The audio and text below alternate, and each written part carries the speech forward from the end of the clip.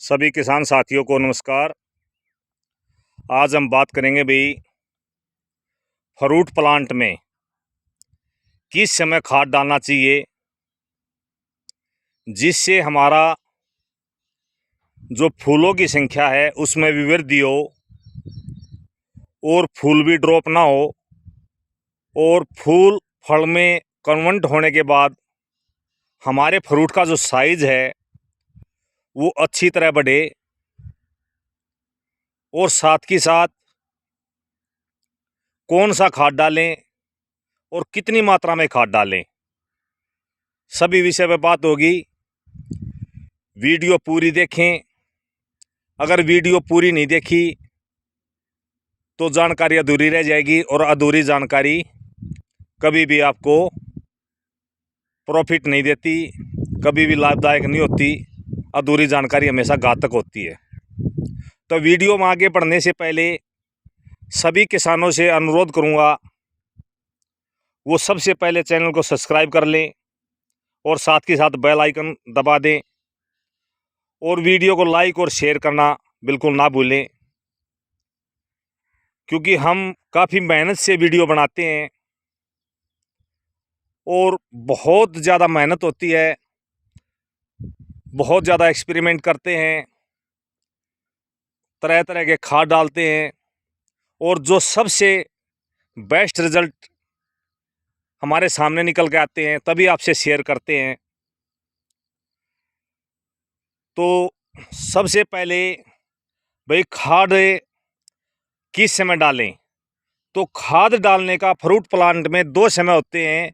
एक तो होता है फ्लावरिंग आने से पहले, जब भी आपने पता हो भाई आपके पौधे में किस समय फ्लावरिंग आने वाली है, तो उससे लगभग 15 से 20 दिन पहले, अगर 1 महीना पहले भी डालेंगे तो कोई दिक्कत नहीं है।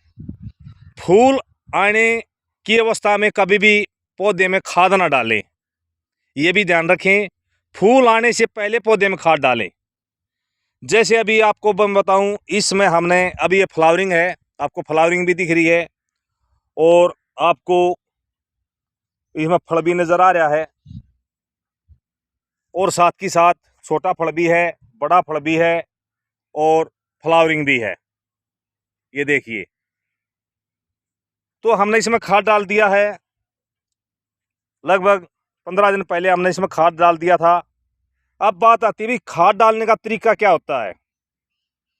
बहुत से किसान भाइयों को नहीं पता होता, वे जब खाद डालते हैं तो वो क्या करते हैं, जैसे अभी मैं आपको बताऊं, ये हमारी कनोपी है, वो बिल्कुल कनोपी के साथ में खाद डाल देते हैं। आपने कनोपी से लगभग, अगर आपका छोटा पौधा होता है, पहले बात आती है पौधा आपका कितने बरस का है, 1 साल का है, 2 साल का है, और उससे बढ़िया बात आती है भाई आपके पौधे की जो ये कैनोपी है, पौधे की आपकी कैनोपी देखें, जिसको हम देसी भाषा में बोल देते हैं, जब दोपहर 12 बजे की जो छाया होती है, उस छाया का जो सर्कल होता है उस पे आप राउंड लगा लें, निशान लगा दें और उसके अंदर लगभग 1 फीट चौड़ा और 6 इंची गहरा राउंड में खुदाई करें। जैसे अभी हमने इसकी, ये हमारा छोटा है पौधा, लगभग ये 1.5 साल का पौधा है, तो इसकी जो कैनोपी है वो लगभग 2 फीट का आकार लेती है। यानी जैसे हमारा ये तना है, ये तना, इस तने से 2 फीट ये इधर है, ये छाया दिख रही है आपको इस टाइम पे, और 2 फीट उधर है, तो हमने इसका लगभग 6 इंची छोड़ के और फिर चारों तरफ ये हमने इधर से खुदाई करके वापस मिट्टी डाल दी है। तो इस तरह से आप खुदाई करेंगे लगभग 6 इंची गहरी। और अगर आपकी कनोपी लगभग भी 5 फीट की कनोपी है तो 5 फीट के आकार में आप गड्ढा करेंगे, लगभग 6 इंची गहरा, 1 फीट चौड़ा, और उसके अंदर खाद डालेंगे। और दूसरा खाद जो डलता है वो किस समय डलेगा? जब आपका किसी भी तरह का पौधा है, जो फूल है वो फूल लगभग 70% फल में कन्वर्ट हो जाता है। जैसे अभी ये फूल है, ये दिखाई दे रहा, और अब ये अभी फल में कन्वर्ट हो रहा है, और ये फल में कन्वर्ट हो चुका है, लेकिन कुछ मात्रा में हुआ अभी। इसमें दोबारा हम खाद कब डालेंगे? जब हमारा जो फूल है ये लगभग 70% फल में कन्वर्ट हो जाएगा, उस समय हमने इसी विधि से फिर खाद डालना है। अब बात आती है भाई कौन सा खाद डालें। अगर आप जैविक तरीके से खेती करते हैं, क्योंकि आजकल ज़्यादातर किसान खासकर बागवानी में जैविक पद्धति पे काम कर रहे हैं, तो उसके लिए आपने, अगर आपका लगभग 1 साल का पौधा है तो लगभग 5 kg, अगर 2 साल का है तो लगभग 10 kg, और 3 साल का है तो लगभग 15 kg, और अगर 4 साल का है तो लगभग 20 kg। अगर 4 साल से अबो है, चाहे आपका 5 साल 10 साल, तो उसके अनुसार आप 20 से 25 kg के आसपास पर प्लांट में गोबर का खाद, सड़ा हुआ गोबर का खाद, अगर वर्मी कंपोस्ट लेते हैं तो उसकी मात्रा आधी कर सकते हैं, और कंपोस्ट खाद लेते हैं तो उसकी मात्रा अपने गोबर के खाद के बराबर ही डालनी पड़ेगी। इसके बाद बात आती है भाई, कई किसान भाई कहते हैं जी ये तो बहुत ज़्यादा बाग में मात्रा हो जाएगी और इतना खाद डालना पॉसिबल नहीं होगा।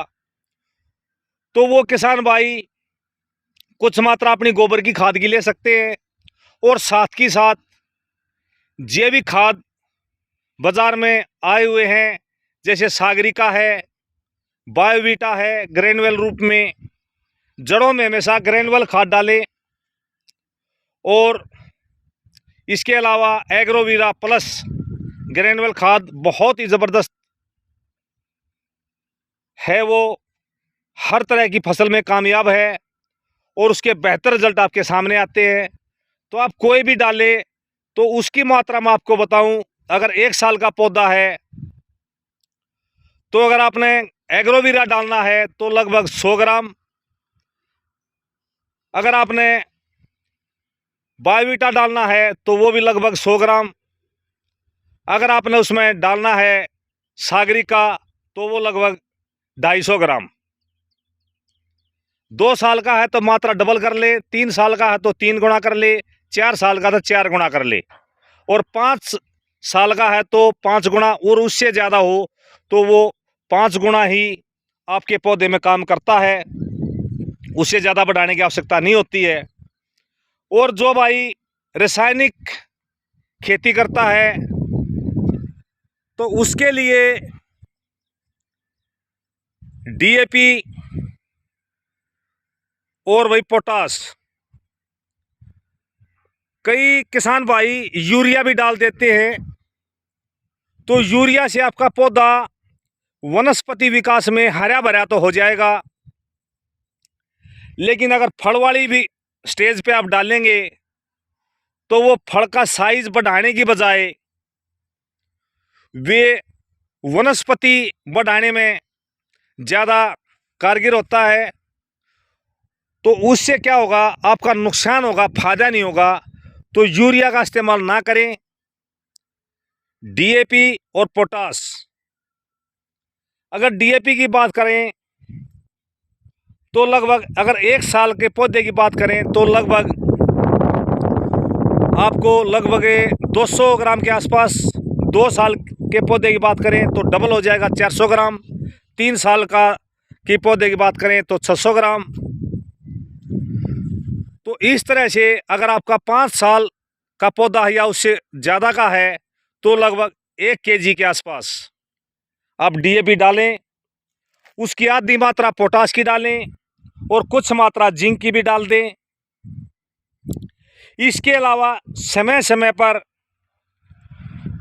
जो न्यूट्रेंट होते हैं, क्योंकि कई बार हमने देखा है न्यूट्रेंट की कमी में फ्लावरिंग बहुत ज़्यादा मात्रा में जड़ती है, उससे किसान परेशान हो जाता है।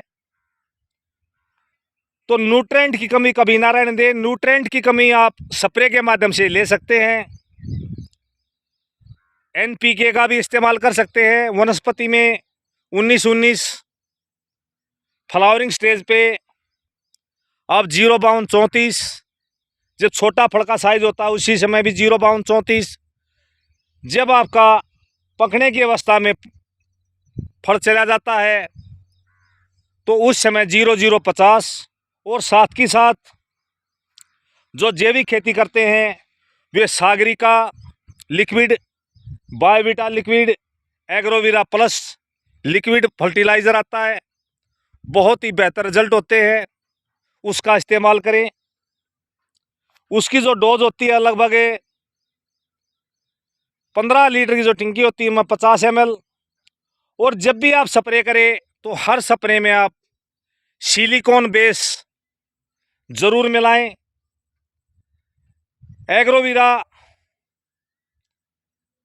एग्रोलाइजर 82 स्मार्ट वैल्यू का बहुत ही ज़बरदस्त प्रोडक्ट है। वो 4 से 5 ml कोई भी स्प्रे करे तो उसको मिलाएं।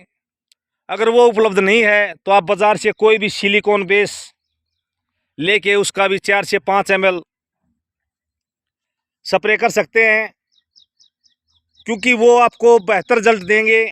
साथ के साथ सिलिकॉन बेस जो होता है वो आपके फ्रूट का साइज़ भी बढ़ाता है, चमक भी लाता है और टेस्ट भी बरकरार रहता है। और हम कई बार नकली प्रोडक्ट बाज़ार से लेके अगर स्प्रे करते हैं तो आपके फ्रूट का साइज़ तो बढ़ जाता है, लेकिन आपके फ्रूट के साइज़ में फ्रूट में टेस्ट नहीं रहता। वो टेस्ट नहीं रहेगा तो आपको अच्छे भाव नहीं मिलेंगे। तो धन्यवाद दोस्तों। जय हिंद, जय भारत, जय माता दी।